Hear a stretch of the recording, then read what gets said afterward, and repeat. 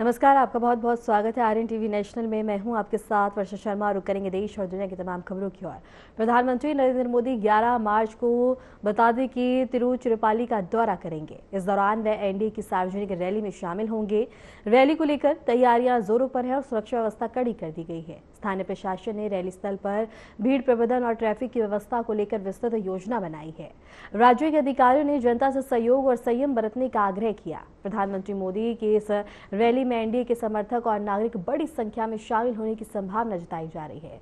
Rally का उद्देश्य आगामी चुनावी गतिविधियों को गति देना और जनता से संवाद करना है।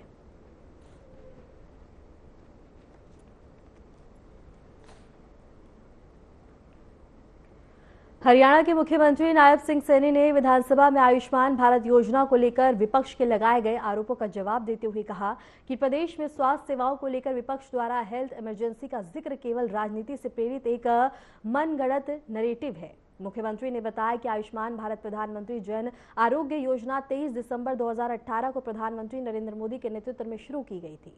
इस योजना के तहत पात्र परिवारों के प्रति वर्ष बता दें कि परिवार 5 लाख रुपए तक का स्वास्थ्य बीमा कवर प्रदान किया जाता है और इसमें पैकेज भी शामिल है। आदरणीय प्रधानमंत्री जी ने आयुष्मान योजना चलाई। मैं तो हैरान था माननीय अध्यक्ष जी कि हमारे विपक्ष के नेता कहां से ढूंढ करके ऐसे ऐसे प्रस्ताव लेकर के आते हैं। ध्यानाकर्षण प्रस्ताव लेकर के आए और केवल नहीं मैं बता रहा हूं जी, केवल जनता के अंदर माननीय अध्यक्ष जी भ्रम फैलाना, पैनिक पैदा करना, ये उद्देश्य है, कोई उद्देश्य नहीं है। हमारे मंत्री जी ने पूरी डिटेल के अंदर उत्तर दिया, किसी का कोई पैसा बकाया नहीं है। और अभी भी ये कहा गया कि 600 हॉस्पिटल हैं, एक भी हॉस्पिटल में फ्लोर ऑफ द हाउस माननीय अध्यक्ष जी कह रहा हूं कि कोई ये व्यक्ति कह दे भी मेरा इलाज नहीं हुआ तुरंत कार्रवाई होगी। एक भी व्यक्ति नहीं कह सकता हरियाणा के अंदर। ये नरेंद्र मोदी जी के नेतृत्व में ये डबल इंजन की सरकार चल रही है। एक एक पेशेंट के ऊपर ध्यान रहता है माननीय अध्यक्ष जी। गीता भुक्कल जी ने कहा है, हमने भी कहा है ये बात, और उसका माननीय अध्यक्ष जी मेन कारण यही है। मैं आपको बताना चाहता हूं कि कुछ खामियां थी। हमने जो पैनलिस्ट किए थे हॉस्पिटल, कई हॉस्पिटलों में खामियां थी। और जो ये बात आरोप लगाया गया कि पैसा नहीं दिया गया क्लेम का, एक भी पैसा बकाया नहीं है। बिल आएगा उसको वेरीफाई करेंगे, एक टीम बनी हुई है। अभी भी मैं आपको बता रहा हूं ज्यादा नहीं है।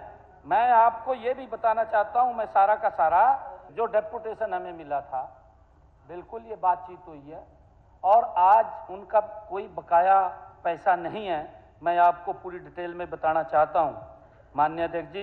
एक तो जो ध्यानाकर्षण प्रस्ताव में कहा गया कि 600 हॉस्पिटल पैनलिस्ट हैं, यही गलत है। 600 नहीं है माननीय अध्यक्ष जी, एक एक हॉस्पिटल उसका पूरे तथ्यों के साथ है। हरियाणा प्रदेश के अंदर ये 784 ऐसे निजी अस्पताल हैं जिनका आयुष्मान भारत योजना के तहत सूचीबद्ध माननीय अध्यक्ष जी लोगों का इलाज कर रहे हैं। ये 784 हॉस्पिटल हैं और माननीय अध्यक्ष जी ये सभी सक्रिय रूप से ये सभी हॉस्पिटल लोगों का इलाज कर रहे हैं। एक भी, मैंने कहा है कि एक भी हॉस्पिटल तो बता दो, एक व्यक्ति बता दो कि उसका इलाज नहीं हुआ। और माननीय मंत्री जी ने पूरी डिटेल के अंदर उत्तर दिया कि हमारी कई ऐसी हेल्पलाइन चल रही हैं कि अगर किसी को, हमारे नंबर भी हैं, हमने टोल फ्री नंबर भी दे रखे हैं, उस नंबर के ऊपर भी कोई भी व्यक्ति अगर कॉल करेगा कि मेरा इस हॉस्पिटल ने इलाज नहीं किया, हम संज्ञान में लेते हैं माननीय अध्यक्ष जी उस बात को। और संज्ञान में लेकर के अगर कोई ऐसा लगता है कि क्या कारण है, देख करके उसके खिलाफ कार्रवाई भी करते हैं माननीय अध्यक्ष जी।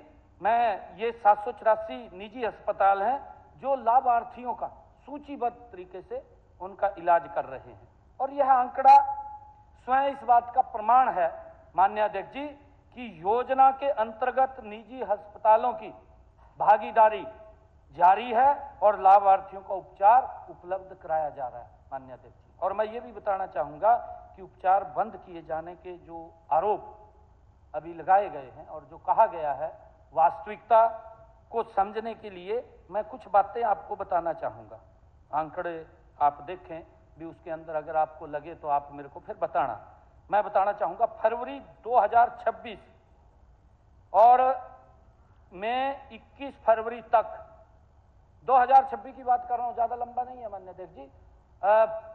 2026 में फरवरी 2026 में 21 फरवरी तक केवल निजी अस्पतालों से कुल मान्य अध्यक्ष जी 33,911 प्री ऑथराइजेशन हमें अनुरोध पत्र प्राप्त हुए। इसका औसतन अगर देखें हम 1,615 ये बनता है। और यदि वास्तव में अस्पतालों ने उपचार बंद कर दिया होता तो इतने बड़े पैमाने पर प्री ऑथराइजेशन ये अनुरोध पत्र नहीं मिलते। अगर वो बंद कर देते, हमें मिल रहे हैं लोग। अरे माननीय अध्यक्ष जी, अगर हम 2025-26 के दौरान जो सूचीबद्ध निजी अस्पतालों द्वारा 5,91,663 क्लेम भी हमें प्राप्त हुए, 5,91,863 25-26 में इतने हमें क्लेम प्राप्त हुए हैं। और इनका औसत लगभग 1,804 क्लेम प्रतिदिन बनता है। 1,804 क्लेम प्रतिदिन बनता है। यदि हम जनवरी और फरवरी 2026 महीने की बात करें तो इन 2 महीनों में निजी अस्पतालों द्वारा 82,563 क्लेम प्राप्त हुए हैं। और इनका प्रतिदिन औसत लगभग 1,588 क्लेम बनता है प्रतिदिन का। 1,588 प्रतिदिन हमें ये क्लेम प्राप्त हो रहे हैं। इन आंकड़ों की तुलना से ये स्पष्ट रूप से कि योजना के उपयोग में कोई असामान्य गिरावट नहीं आई। हम क्योंकि उसका भी देखते हैं कि कितने हमारे पास बिल आ रहे हैं हर रोज, उसको भी देखते हैं। और जो ये बात कही है कि इलाज बंद कर दिया, जो खामी है माननीय अध्यक्ष जी किसी हॉस्पिटल के अंदर हमारे सामने आई है, हम उसको बिल को भी वेरीफाई करते हैं, उसको डी पैनल हमने जरूर किया है। और मैं धन्यवाद देना चाहूंगा मंत्री जी को। इतनी मंत्री जी हमारी गंभीरता से इसके ऊपर लग करके काम कर रहे हैं हॉस्पिटलों के अंदर।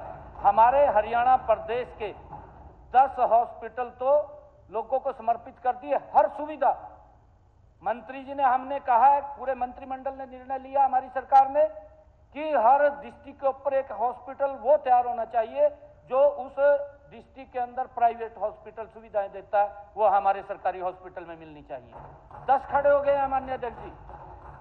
और उसके अंदर मैं माननीय मंत्री जी का भी धन्यवाद इसलिए करना चाहता हूं, इन्होंने एक दिन अभियान लिया कि हमारे सरकारी हॉस्पिटल में सर्जरी कितनी पेंडिंग है उसको जीरो करना है। 1 हफ्ते के अंदर आपने जीरो किया है, मैं बधाई देता हूं आपको।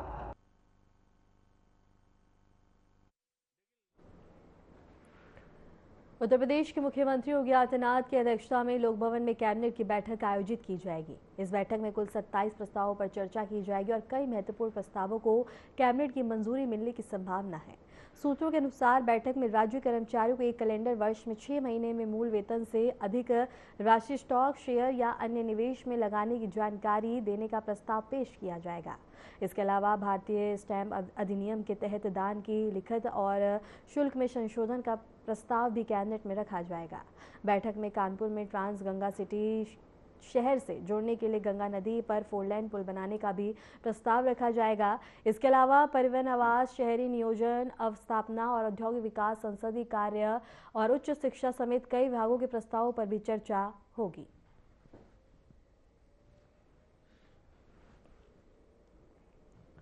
और इसके साथ ही बता दें कि महत्वपूर्ण प्रस्तावों को मंजूरी मिलेगी। उत्तर प्रदेश के मुख्यमंत्री योगी आदित्यनाथ की अध्यक्षता में लोक भवन में कैबिनेट की बैठक आयोजित की जाएगी। इस बैठक में कुल 27 प्रस्तावों पर चर्चा की जाएगी और कई महत्वपूर्ण प्रस्तावों को कैबिनेट की मंजूरी मिलने की संभावना है।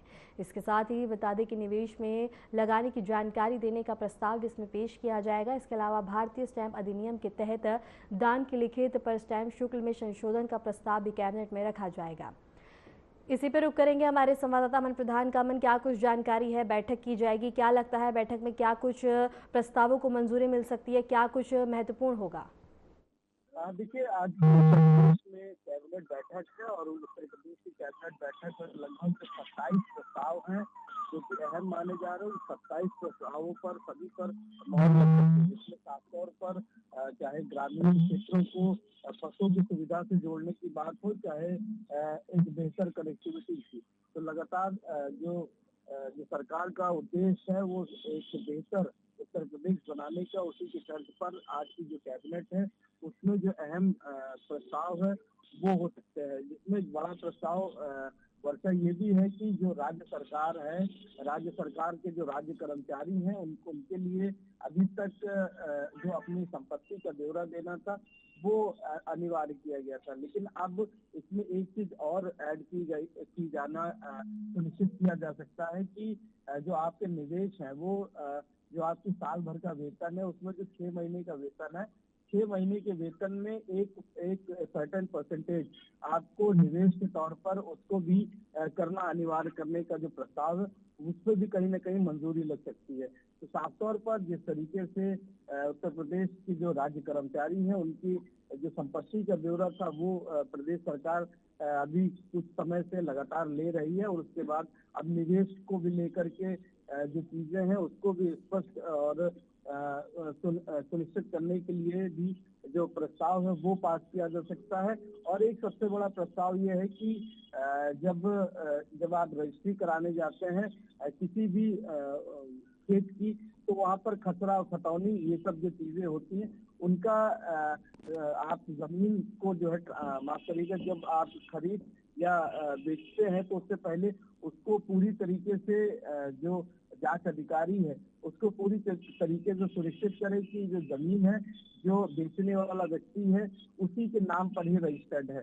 तो ऐसे में जो चीजें हैं जब बाद में जब इस तरीके की चीजें होती हैं तो कहीं ना कहीं एक वाद विवाद की स्थिति पैदा होती है। तो उस वाद विवाद की स्थिति को खत्म करने के लिए एक बड़ा प्रस्ताव है वो आ सकता है।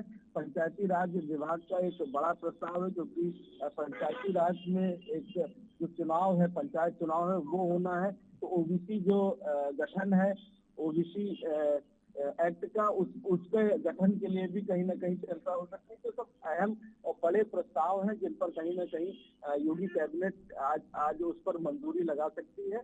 और जिस तरीके से बात की जाए क्रिकेट एसोसिएशन के लिए अगर बात की जाए, उस शिक्षा में शिक्षकों को कैशलेस चिकित्सा सुविधा देने का जो प्रस्ताव है उस पर मंजूरी लग सकती है। ग्रामीण कनेक्टिविटी पर मंजूरी लग सकती है, विकास की योजनाओं की पर मंजूरी मिल सकती है, रोजगार को मंजूरी मिल सकती है। और वही जिस तरीके से जो एक बड़ा फैक्टर है जमीन रजिस्ट्री का, उस पर भी कहीं ना कहीं जो चर्चा है वो हो सकती है। उन चर्चाओं के बीच में जो प्रस्ताव है उन पर मंजूरी लगती हुई नजर आ सकती है। वर्षा, अमन, क्या लगता है इन प्रस्तावों को मंजूरी मिलने के बाद किस तरह का बदलाव देखने को मिलेगा, किस तरह से विकास को गति मिलेगी इन प्रस्तावों की मंजूरी मिलने के बाद? जिस तरीके से अगर बात की जाए, लगातार जो सरकार है वो जो प्रदेश के हित में लगातार काम करने की जो बात है वो करते हुए नजर आ रही है। और जिस तरीके से अगर चर्चाओं की बात की जाए तो लगातार प्रधानमंत्री जो ग्रामीण आवास योजना 2.0 है उसके लिए उसमें भी लगातार जो बदलाव है वो किए जा रहे हैं, जिससे कहीं ना कहीं जो बेहतर चीजें हैं वो जो उत्तर प्रदेश में रहने वाले लोग हैं उनको मिल सके। तो कहीं ना कहीं लगातार इस तरीके में उत्तर प्रदेश में जो बदलाव है वो एक बड़ी चीज है। और बदलाव के रूप में जिस तरीके से बेहतर उत्तर प्रदेश का जो एक सपना है मुख्यमंत्री योगी आदित्यनाथ का, इन सब प्रस्तावों से कहीं ना कहीं वो भी होता हुआ नजर आ सकता है। जिस तरीके से अगर बात की जाए उत्तर प्रदेश में विकास योजनाओं की जिसमें सबसे बड़ी बात यह है कि बरेली, वाराणसी और उरई जैसे जो क्षेत्र हैं उनमें जो धनराशि की स्वीकृति है वो भी कहीं ना कहीं की जा सकती है। तो यानी कि उत्तर प्रदेश का जो हर जिला है, चाहे वो बेहतर कनेक्टिविटी से जुड़ा हो या फिर थोड़ा सा बैक साइड में हो, तो सभी को बेहतर कनेक्टिविटी के साथ साथ एक बेहतर उत्तर प्रदेश बनाने में और हर एक जिले को एक बेहतर बनाने के लिए लगातार जो प्रयास है वो योगी कैबिनेट में कहीं ना कहीं चीजें मंजूरी मिलती हुई नजर आ सकती है। ठीक है, मैंने आपका बहुत बहुत शुक्रिया हमारे साथ जुड़ने के लिए, तमाम जानकारी साझा करने के लिए।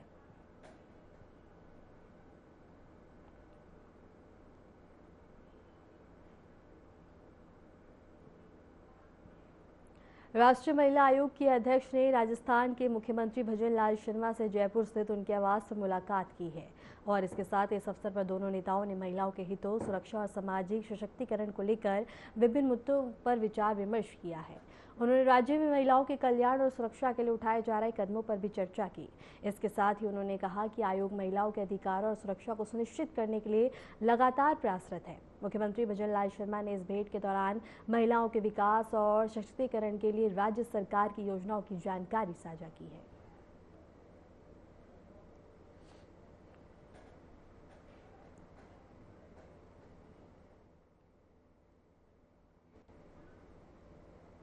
हरियाणा विधानसभा में आज सत्ता और विपक्ष के विधायकों के सवालों पर पीडब्ल्यूडी मंत्री रणवीर गंगवा ने प्रतिक्रिया दी। पहले विधायक आमतौर पर सड़कों के गड्ढे और टूटी हुई सड़कों के मुद्दे उठाते थे, लेकिन अब सवाल सड़कों के चौड़ा करने, नए रास्ते बनाने और अन्य विकास कार्यों को लेकर है। मंत्री ने कहा कि उनके विभाग के अंतर्गत हरियाणा में नए वाटर टैंक का निर्माण, शहरों में पानी की पाइपलाइन जैसी कई योजनाएं जारी हैं। उन्होंने आयुष्मान भारत योजना के तहत विपक्ष के सवालों का जवाब भी दिया और बताया कि राज्य में प्राइवेट अस्पतालों का कोई बकाया नहीं है। मुख्यमंत्री सैनी और स्वास्थ्य मंत्री आरती राव ने आंकड़ों के माध्यम से विस्तार से जानकारी दी, लेकिन इसके बावजूद कांग्रेस के सदस्य वॉकआउट कर गए। नेता विपक्ष भूपेंद्र सिंह हुड्डा ने सत्ता पक्ष पर कांग्रेस शासन की तुलना का आरोप लगाया। इस पर मंत्री ने कहा कि जब किसी सवाल का जवाब नहीं दिया जाता तो तुलना करना अनिवार्य है।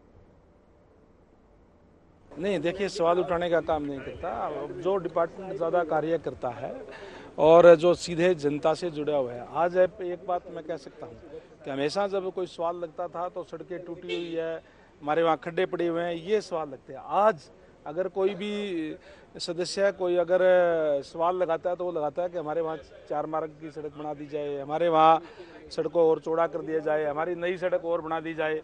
तो ये फ़र्क है पहले और अब में। हमने तमाम पूरे प्रदेश की सड़कों को दुरुस्त करने का काम किया है। इसी तरीके से पानी की बात है तो नए वाटर टैंक की और की बात करने का काम करते हैं, या नई जो आबादी हो गई उसके पाइपलाइन लगाने की बात जो है वो सदस्य उठाने का काम करते हैं, जिसपे निरंतर कार्य हमारा डिपार्टमेंट जो है वो कर रहा है।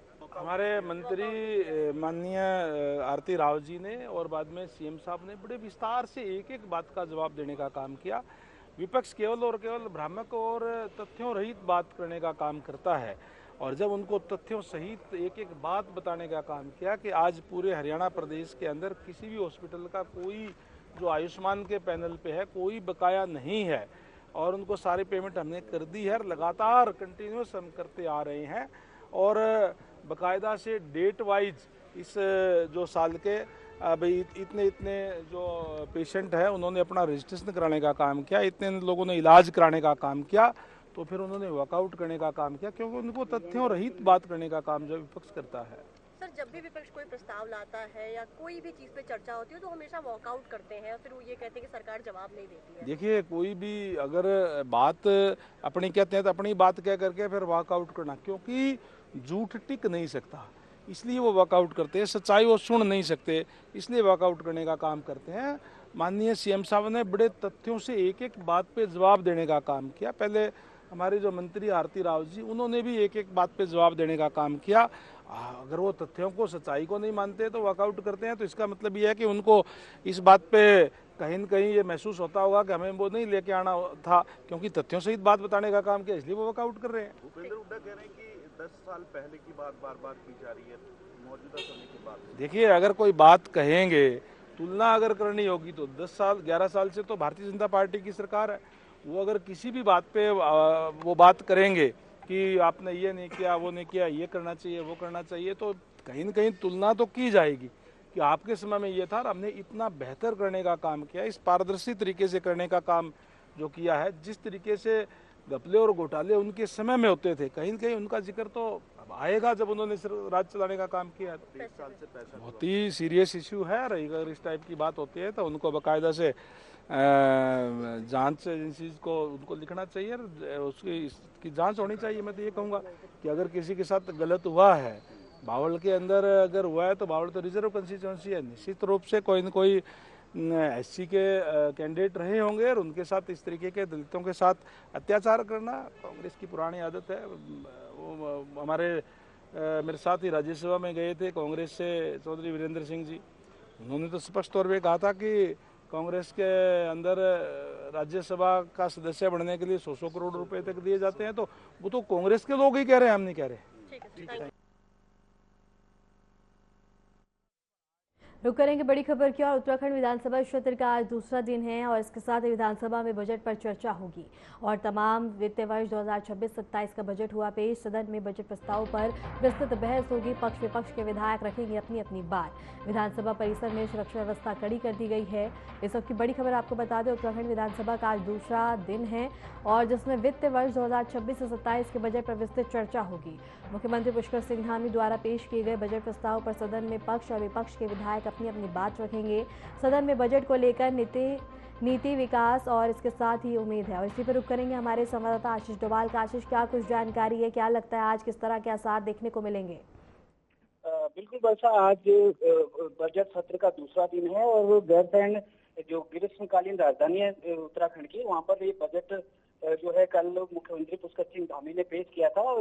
1.11 लाख करोड़ का बजट मुख्यमंत्री पुष्कर सिंह धामी वित्त मंत्री के रूप में उन्होंने सदन के पटल पर रखा है और आज दूसरे दिन उस पर चर्चा होगी। और आज विधायकों के तमाम जो क्वेश्चन है, 531 से अधिक क्वेश्चन आज 38 से अधिक विधायकों ने विधानसभा सचिवालय वालों को पहले से दिए हैं और उन पर आज चर्चा होनी है। अब देखना होगा कि क्या क्या वो क्वेश्चन जो है वहाँ पर रखे जाते हैं। तमाम विभाग, जो लोक निर्माण विभाग हो, सिंचाई हो, PWD हो, वन विभाग हो, तमाम जो समस्याएं विधायकों की अपनी अपनी है, वो कहीं ना कहीं सदन के पटल पे रखेंगे और जो संबंधित मंत्री होंगे वो उसके लिए जवाबदेह होंगे।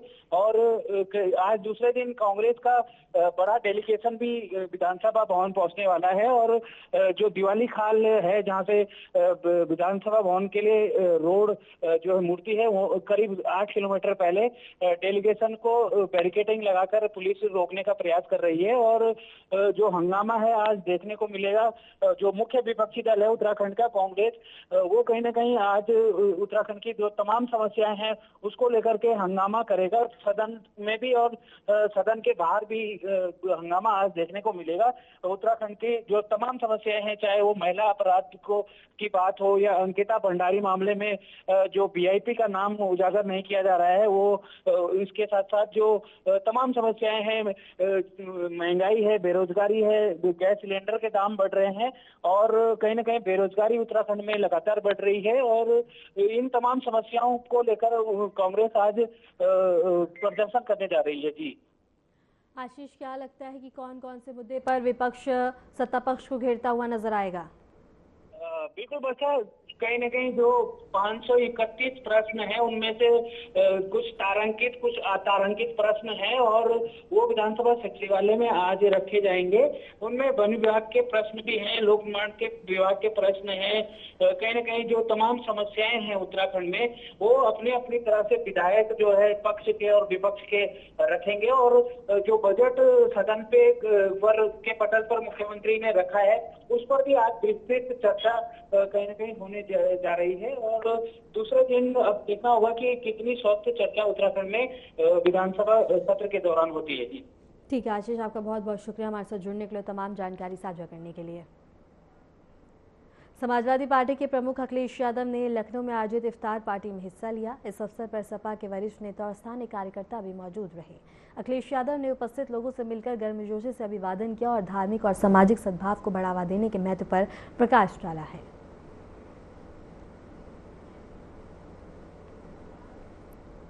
National council of education research and training ने कक्षा 8 की सोशल साइंस की पाठ्य पुस्तक को वापस लेने का निर्णय लिया है। इस किताब के चौथे अध्याय हमारे समाज में न्यायपालिका की भूमिका को लेकर विवाद उत्पन्न हुआ था।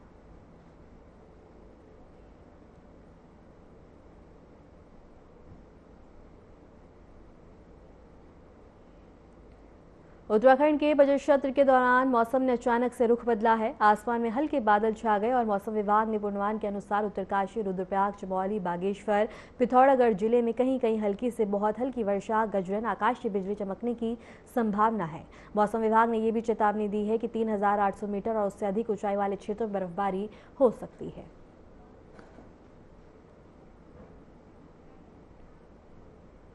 फिलहाल के लिए खबरों में इतना ही और ऐसे देश और दुनिया की तमाम खबरों को जानने के लिए देखते रहें RNTV नेशनल।